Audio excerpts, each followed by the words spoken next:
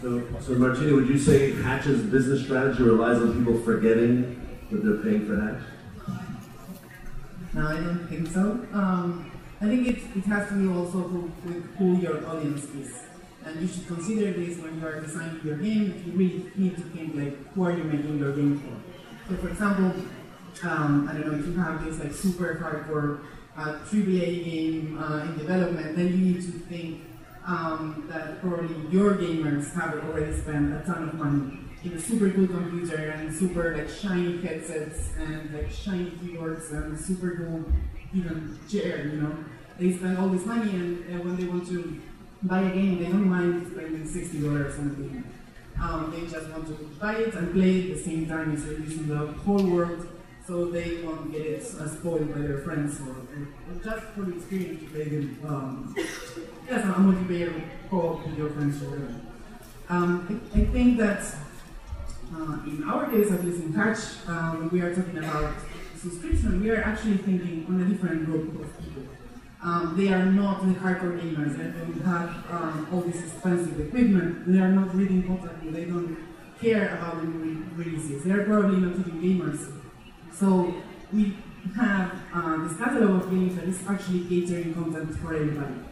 We are kind of like a Netflix where there is some content for, I don't know, your teenage daughter. You have also games that you can play, I don't know, Hitman Go, and then you have kids content. So you have something for your second marriage, a toddler baby. You know, so you have something for everybody. Something that is interesting in that kind of model is that just forced to pay a subscription every month. But then maybe you are discovering games for the first time. You don't have 1,000 new games coming into the store every Thursday. It's just, I don't know, 300 games. You will be playing the games that you love and then discovering things that maybe you didn't even know that existed because you are not part of the indie development community or you are not part of this ultra loyal small fragment of the audience that is consuming the kind of games that we develop. So I think it's interesting that you really need to focus on that when you are developing a game, even if you're doing free to play and you're using ads or whatever. I think thinking on your consumer is key. I mean, so I think it's important is sort of matching the audience with the design of the game and your choice of monetization tools and so on. I mean, Matt, maybe you can comment also from the experience. Because it's interesting, you've done a bunch of stuff out in China and then now sort of back stateside. Yeah, I mean, China's a different animal, but I always say focus on the West first and then go into Asia.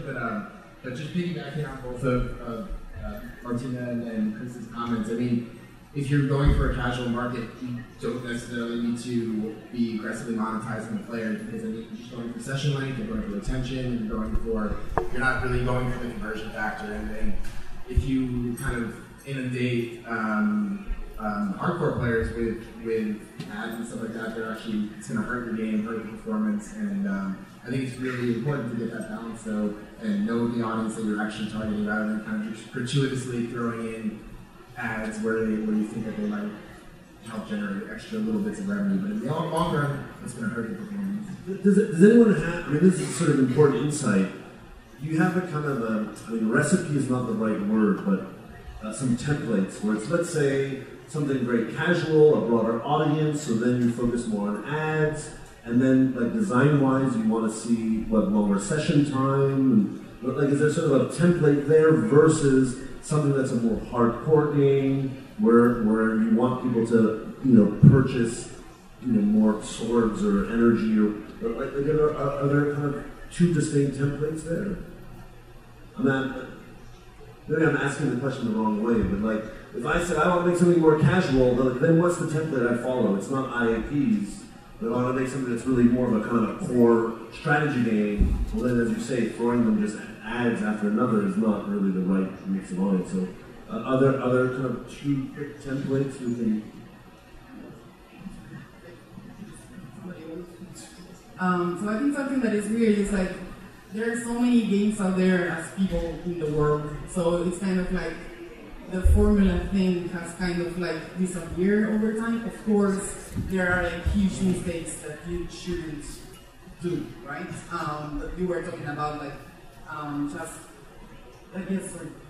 I was just wondering if you could, this is really interesting, but I would love if you could implement 3 examples of games. Talk about all these templates, like examples of where, where it was like really successful and where it was less successful. Just so you can grasp it from It's a good point. So I talk about the template in the abstract, but you have an example of a game that was more casual and you followed this sort of recipe and that was a success.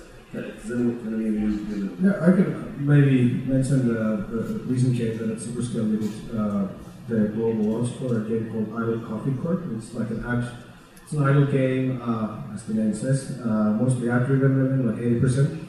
So our team, it was like a learning experience. We basically approached scaling and growing that game both in live operations and also understanding player base, figuring out the targeting, like you said, like I think the targeting is really important, like really knowing what are your key players that you want to bring into the game.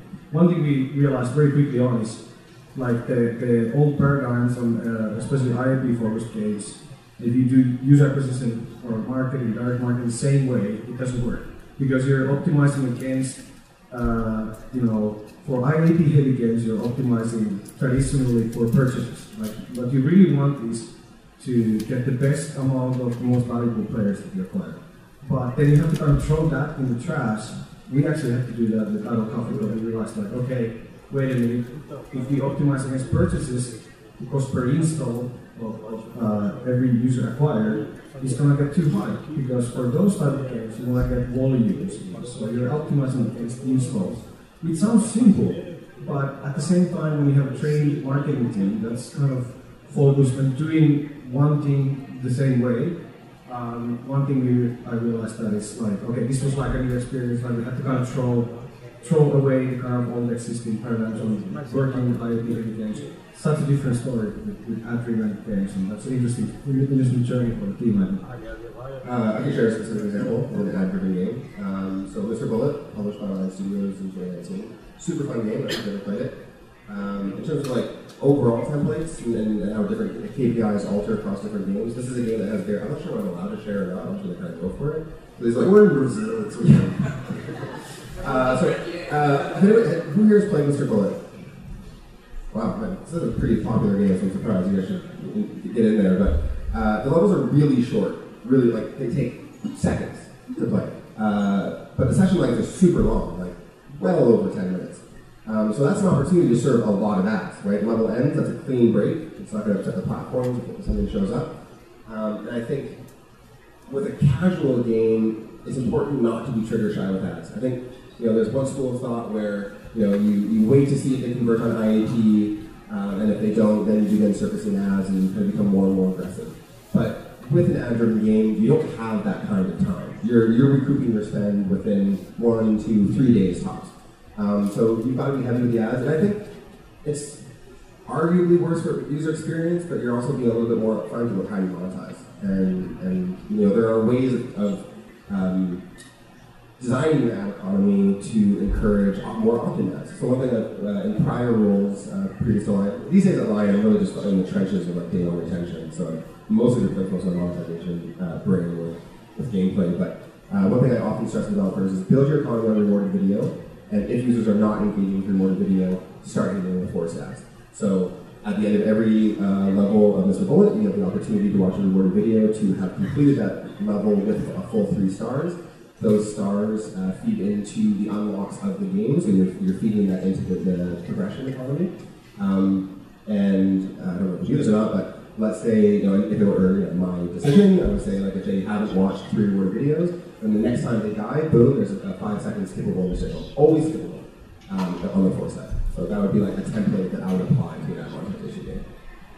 Yeah, it's super interesting how you have to think about sort of the audience, the style of game, and what the impacts are on the monetization side. We did mention a few times user acquisition, and I think for the mobile space, really today, that's one of the biggest challenges. And so I'd like to get some thoughts on, or advice, particularly if you're a smaller developer and you don't have millions of dollars to spend on user acquisition, or if you don't have a publisher that has the millions of dollars to spend on user acquisition. how does a small indie studio on mobile sort of tackle that problem? I have one piece of advice, if I may. Sorry, or do you? I mean, you actually do UA. Well, I was going to say this. There's a lot of publishers who will do UA for you. So you can learn a lot without spending a dime. Because companies like our 3 companies will do that for you. There's a few other people right around here that will do that for you. They won't necessarily be super transparent about what kind of CPIs you're getting. They won't necessarily show you the creatives. I mean, there obviously is some proprietary knowledge that goes along with that. But if you're smart, I've worked with teams where we run tests for them and they come back and they know like everything about the CPI and I'm like, how do you even do that? So there are ways where you can kind of get a sense of how successful a campaign is going. For example, if somebody is running a campaign for you and you don't see a lot of installs coming in, chances are it's a high cost per install. If you see a bunch come in, chances are it's a low cost per install. If it lasts longer than 3 days, chances are they're gauging scale and you know that you have a low cost per install and you know that you have something. Yeah, I would say like very quick advice from my end would be to stop trying to find the best user acquisition guy on the planet because you'll have a really, really hard time hiring that guy. Hire a junior and then find a partner that can actually help that junior UA guy actually learn and really understand and become good and start building his own team over time. So, it's not about like finding that superstar guy. That'll be a decade hunt at best. I've heard like companies like trying to find the main UA guy for 5 years and they're still trying to do it. I would say just like go find somebody, a hungry young guy who wants to learn it and understands basic. Find a partner that can teach and kind of you can internalize the learnings from working with a partner on marketing. Yeah. And I think back to kind of the split between what you guys should go more mid-core or casual. I think there are a lot of quick wins and easy revenue to make when you're going the casual side, and it's a lot less dev costs usually for a casual title. And possibly if you're starting out as a developer, it might be the better route. But if your team is the DNA of the team is more on the mid-core side, honestly, just get the game so it's scalable. If you can get a game that's scalable and then you come pitch it to one of us 3, like we're going to invest money. There's no cap as long as it can sustain scaling. It's usually to find the right balance and mechanics. And so that happens through soft launch, it happens through playtest. But once you kind of tweak the monetization, so you are getting, you're able to acquire users profitably. Then you can look to publishers that have special UA funds and campaign management models that can help you scale it. And like Mika said, I completely agree with that where you don't have to invest in the most expensive UA guy. It's just you find a partner that's willing to learn with or teach you, and then just take that. Maybe the next time you don't need to work with a UA partner. Maybe you have other learnings then.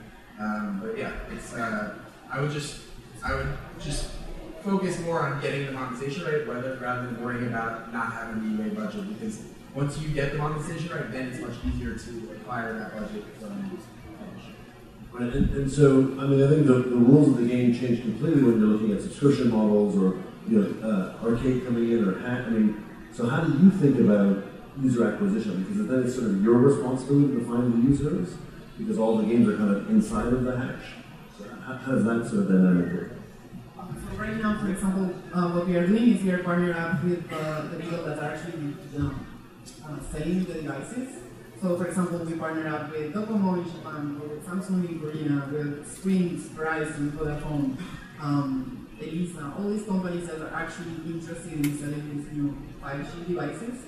So they're the ones that are actually spending a ton of money in letting everybody know that these new devices are out there, and it's part of their offer that they have, 1 or 2 months of subscription-free access to our platform. Yes.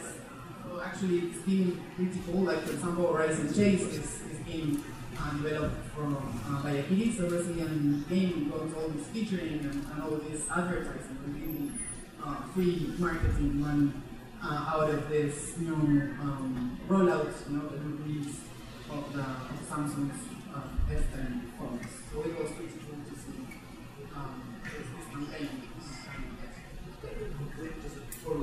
Totally different dynamics. So I'm wondering if folks have sort of other ideas around acquiring users, this does not take millions of dollars in UA specialists. So, as an example, we had a game, a studio that was doing mobile games, but they partnered with a very famous YouTuber, and the YouTuber was in the game. Like, it wasn't just, they play my game and say it's cool, but they actually did like a co-production, and the game was about the YouTuber. And so they spent $0 on user acquisition in terms of the normal, like, buying installs, and instead they gave a revenue share to the famous YouTuber, and so him promoting the game in his YouTube channels and his videos, you know, was the spend of user acquisition. But it was a huge success. I mean, they even crashed the Apple servers at one point because he posted a video and millions of fans went to download the game. So, you know, we are supposed to talk a bit about sort of pushing the boundaries. Any thoughts on these kind of different approaches that isn't just buying installs? Okay. Yeah, I think recently we had a really funny experience with, we have globally launched a game called Rumble Star Soccer with a studio called Frogmine. They're owned by Supercell. The game did really well at the launch, but what surprised everybody was that it hit top 10 in Japan, and we were like, "Why? What happened?" And then we like went on a kind of like hunting trail of trying to figure out why is this like trending in Japan? And then we just found out that there was like a YouTuber who thought it was a Supercell game, so it was like pretty big YouTuber in Japan. I can't remember the name.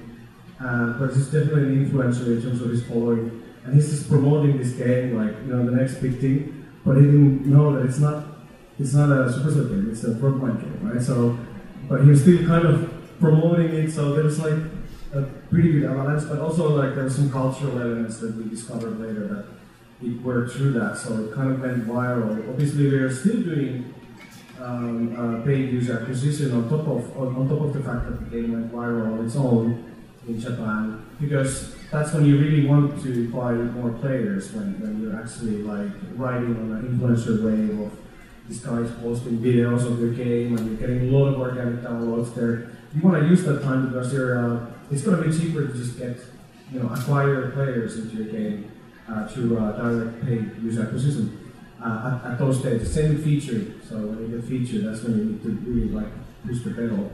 And not way back, because you can use those opportunities to really like get the best outcome for your game. So get the Japanese YouTubers excited. Martin? Oh yes. So something that we did actually with a company called Minigig, that they're here, was that one of our games had this multiplayer version that we actually added after we released the game, where you can actually create these guilds. So we spoke with all these YouTubers, and most of them weren't that famous, you know, but they were a lot of them. So each of them would create a guild and then ask their followers to, like a guild? Yeah, so they would actually ask people to like subscribe to their team. So every time they went into our game and played it, all their scores will be adding up to this YouTuber's team.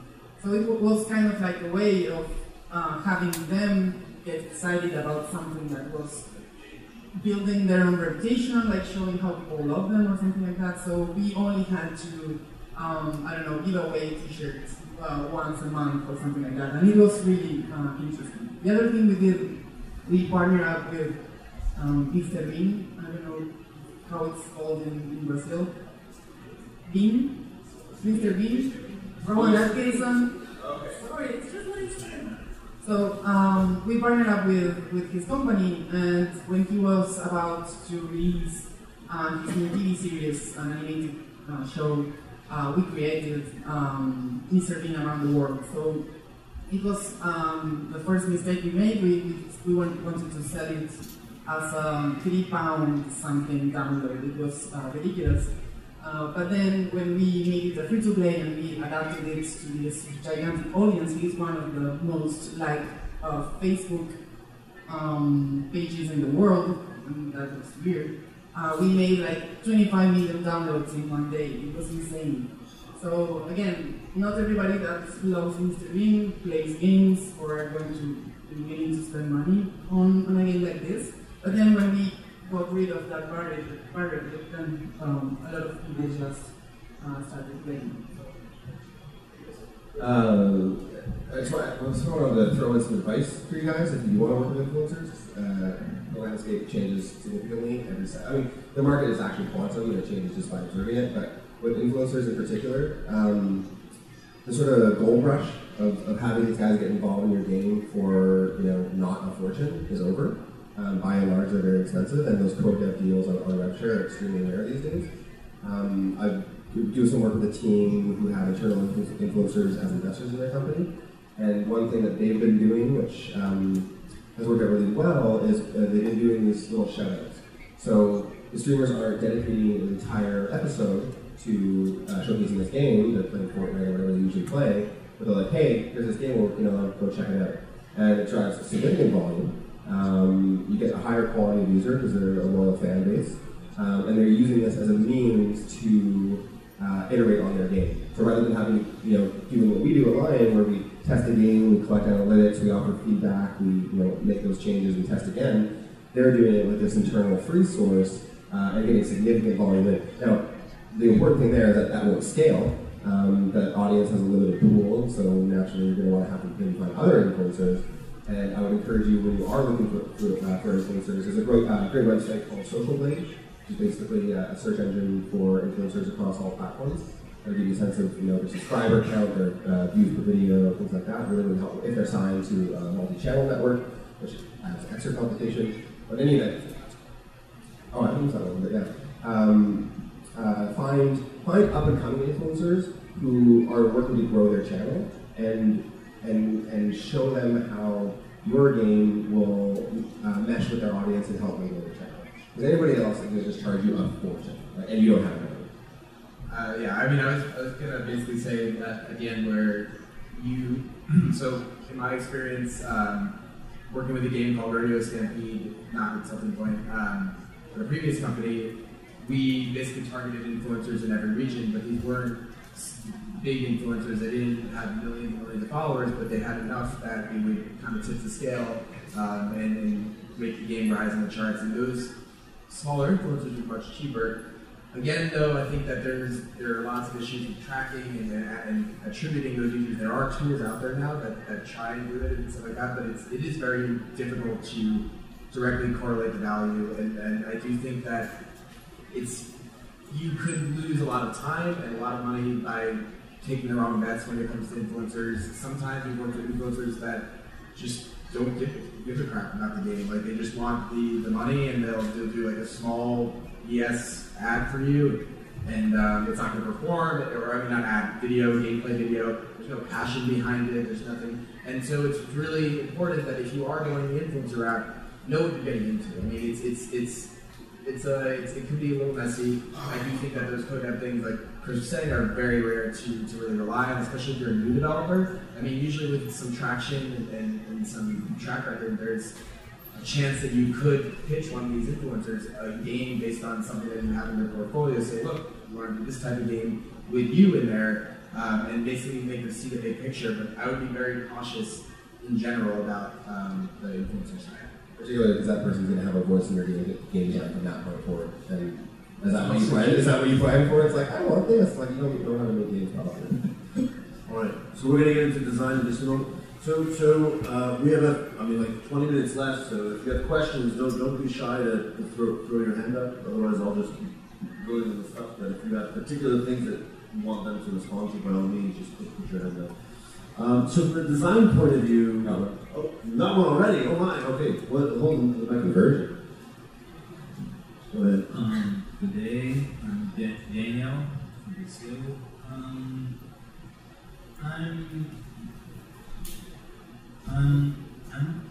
I'm curious about what do you think will be the future of the mobile industry? Like now we have smartphones and tablets. Are you guys searching or scouting the technology market for the next device? And how do you do that? Does the companies invite you, or no? Certain Maybe I can just like at least give like a quick, it's a big question, by the way. Good question, but really big question. But I think, you know, we're seeing much more and more, well, device manufacturers are creating more and more different screens. So there's, you know, like the Apple Watch, you got Android watches, and if you look at what apps are doing, is, you know, this kind of ability to use your apps across all your screens, at home, at TV, at everywhere. So I think there's definitely like opportunity to still explore that. So like having that game that you love basically be everywhere for you to play. And I think, you know, there's examples already out there where you can see that, but I think it hasn't reached the point where it's like really like works in a such a fluent way that you don't even think where you're playing your game, but whether it's on your wrist or your phone or, you know. So that's just my take on it. That's an interesting angle. At least I'm interested about that, seeing where that develops. You always have a comment? I mean, I think sorry, am I talking over you? No, it's better. I mean, I think if you look at mobile gaming specifically, it's not so technology-driven as it is trend-driven. And I think what we've seen in mobile is mobile started where gaming started. And games started a long time ago in the 70s, what have you, with like, you know, simple arcade games. And the earliest mobile games were Snake and things like that. And now we're entering an era where you're seeing a bit higher production value. I'd say we're entering like the PS1 of mobile right now, maybe PS2. And so I think you know, mobile will sort of always be a little bit technologically behind other platforms just by the very, you know, nature of the hardware. But what I think is happening in terms of gameplay is we're seeing the sort of, you know, peak potential of hyper casual. I do believe that gold rush is over. And I think what we are going to see more of is hyper-core, where we're seeing mid-core experiences, hardcore experiences that are as easy to pick up and as snackable as what made hyper-casual what it was. And I think, I'm really sad it wasn't my game, but I think Archero by Happy Games did it perfectly, and we're going to see a lot more games like that. Is that a new hyper-core? It's the first. I haven't heard that one yet. Any other thoughts on the hardware side of things? I mean, obviously with the augmented reality and sort of VR and stuff, I mean, yeah, I don't know. I think there is definitely a trend that you get a lot more PC players coming to mobile because the technology has become so advanced where you can have a lot of those PC experiences in your hand. But that being said, I mean, I don't see there being like a new revolutionary device that's going to change over the next. I mean, you're always going to be wanting to play on a mobile device. I do think when you're talking about cross-platform type, it really depends on the game. I mean, I know like Pokemon Go just stripped out their Apple Watch compatibility because it kind of was ruining the gameplay experience, and they probably had their own reasons as well. I do think that it's difficult to kind of gauge what that next technological advance, like what's next after me. I don't know, but I guess that wasn't a really great answer.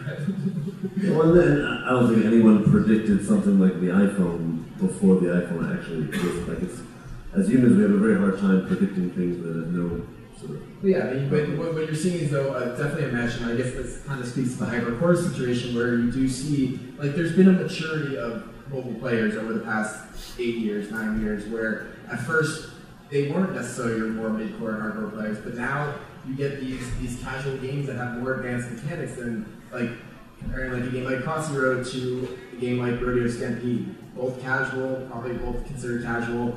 Crossy Road maybe can be considered a little bit hyper casual now, but it's you see this maturity of the casual gamer, and then across the board you see this trend that players are just getting more involved with game, like more PC players are just getting more involved on the mobile side. And I think that's technologically driven.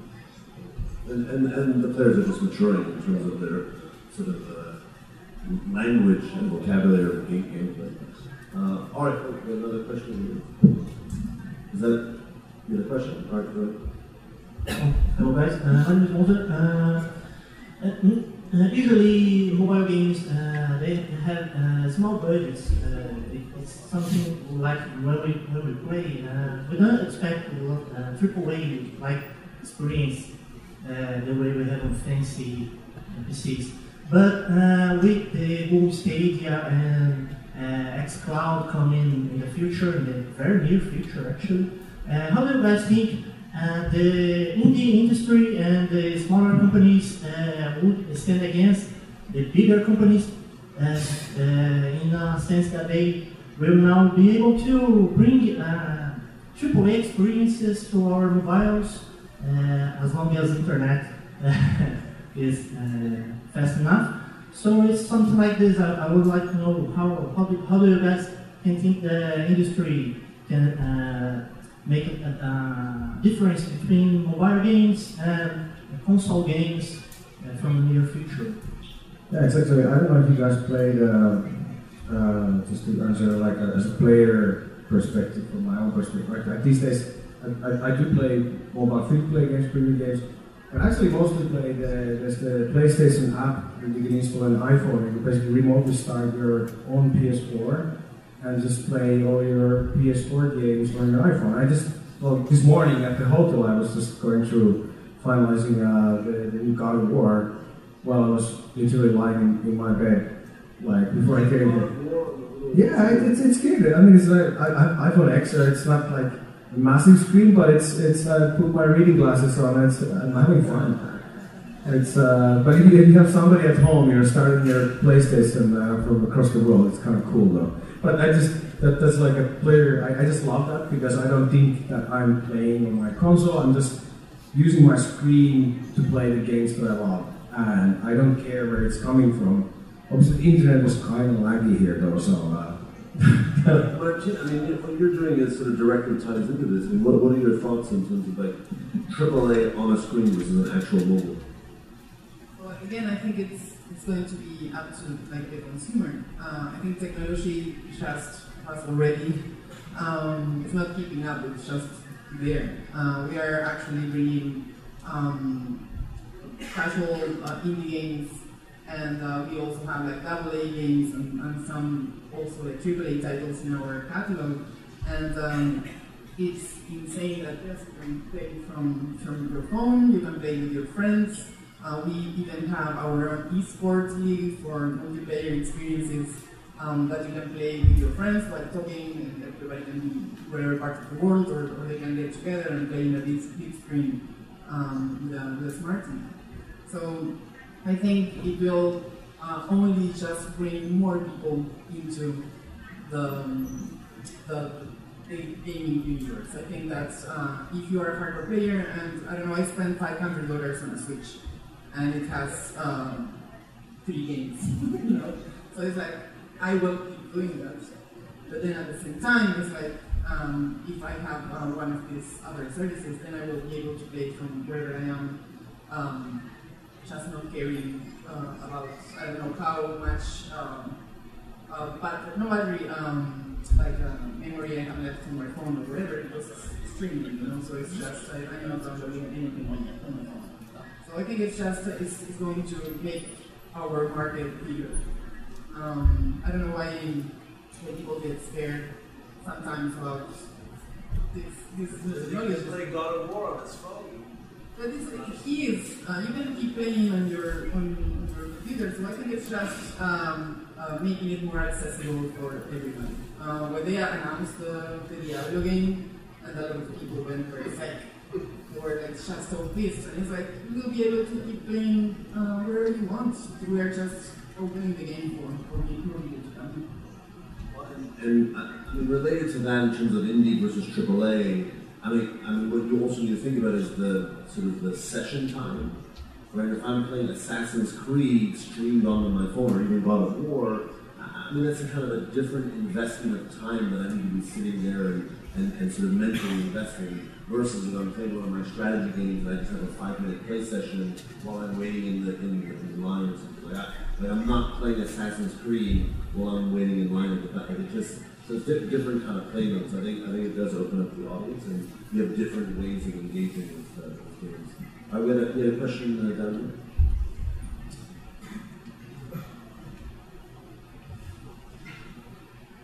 there. Let's say I have a mobile game where I have a lot of beliefs that it's going to be a great success for IP reasons or marketing reasons. Would it be wise to, let's say, after a soft launch and see it's not working well by analyzing the metrics, to switch the metagame or switch the metagame, the gameplay or the metagame, and even make a A/B test with different metagames or gameplays. It's a approachable thing. Isn't that the whole point of doing a soft launch? Exactly. Yeah, that probably we're like all aligned here. I think it's that obviously the earlier you can do the bigger changes, the better. But starting to iterate the core gameplay and not stopping until the game is out, because you can always make things better. But then making huge changes later on in soft launch can also obviously delay your global launch, which is a situation that you may afford that or not, depending on your cash situation. But so the earlier you do big changes, the better. But you all should do definitely benchmark different core gameplays. Especially early soft launch. I mean, why not? If you can afford it, if you can have the manpower and the time to do it, of course. To add to it, I'm going to try not to reiterate NAD, but to reiterate NAD, I would sort of change your thinking on what soft launch rollouts look like how finished does the game have to be before you soft launch. I covered this in my talk earlier, but it's my opinion that you should test your game, and by test I mean put it live in the market in the United States on iOS and buy users for it. Go on Facebook, spend $50 a day, see what comes in, set up the right analytics so you get every touch point, and validate the decisions you made around the theme of the game, the art style of the game, and the mechanic of the game especially. Progression comes after. You want people to like the way it feels, and then you can figure out how you're going to keep it in there afterwards. But if you go into soft launch and you've got day 30 content in there, and your day 1 comes in at 30%, you're going to have so many moving parts, and it's going to be hard to isolate variables and understand what's driving users away. So, do it sooner. And again, you don't have to spend the money because we'll probably do it for you. And the other stuff, I think soft launch is one of the most important processes in mobile games. Is kind of validating your assumptions of what's actually going to work and not, and being able to adjust along the way. Absolutely. We have another one here. Over here, and there's another one on the side. Go ahead. Hello, my name is Peter. I have a question. In computer games, we are more used to use screens, mouse, to make the player play, but in mobile we have another options. For example, the Pokemon Go, it used to location, so when you got in a specific location, you can try to catch Pokemon, for example. Do you think the mobile developer gamers should be focused in another option to access the game? The players, for example, use the camera to make them play, or use the location for the make them play. For example, a hide and seek game where you should find something in the room or something like that. Because we are most used to use the screens of the cell phone, but we have other options. Do you think the industry should shift new ideas for new interactions? Yeah, I think actually in my previous company we ran some marketing tests on some this kind of hookup dating app called Peer.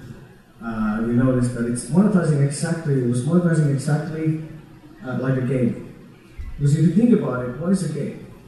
If you really think about it, like stop for a moment. Game is something that you have a reward, you're doing something, you get rewarded somehow. Obviously, if you have a dating app, there's a nice reward if you do well. But it's still a challenge. It's not an instant outcome. So what I would say is, don't start thinking like, is this a game or an app? Just if you think you have an idea that could be fun, just execute it. Like it doesn't need to. There's no need for borders. Like apps can be more like games and vice versa. And I think it's just like kind of being open to thinking about ideas and not trying to dress them as to follow the kind of rules of what a mobile free-to-play game needs to have, like a meta game, all that. Like I just would love to see more people trying to redefine the kind of rules. Well, I mean, I think his question in terms of interaction models, there's a lot of interesting stuff, but you'll still have to think about the play experience. And I think one of the challenges with augmented reality games is that it's just not very user friendly. Like, hold your phone up like this at a on a table, and you just get tired to do that. Well, there are a lot of games in the early days of the App Store that were more gyroscope based, like you were sort of tilting the phone because there was a marble. It's novel, it's an interesting sort of mode of interaction, but it's just sort of a tiring way to play a game. Or I remember on the Kinect for a racing game, right? Kinect was a very interesting interaction model, but to like play a racing game with my arms up, like doing like this for an hour, I'm not that strong. I get exhausted holding an imaginary wheel for that, steering wheel. I think the things are like just to go right to that question, like. Novel technology is exactly that. It's novel. Maybe you'll have an App Store feature and you'll make money for a week. Probably not that much. But I think if you want to succeed in mobile, you need to think about accessibility. And if you look at like any data on what people are doing when they play games, without being disgusting, they're not in a situation where they can start like messing around with AR and stuff. They're usually in the bathroom. That's why like even something as simple as like going in, like turning your phone sideways is friction. Having to tap different areas of the screen is friction. So you start throwing. I think the hide and seek game is actually a really good idea. I would definitely want to like talk about that. But in terms of like commercial success, it's limited by its accessibility. All right, then we have time for one last question. We're right next to you, right there. Hi, my name is Sarah. I work in a kids to TV channel. And we're developing right now an app with multiple casual games.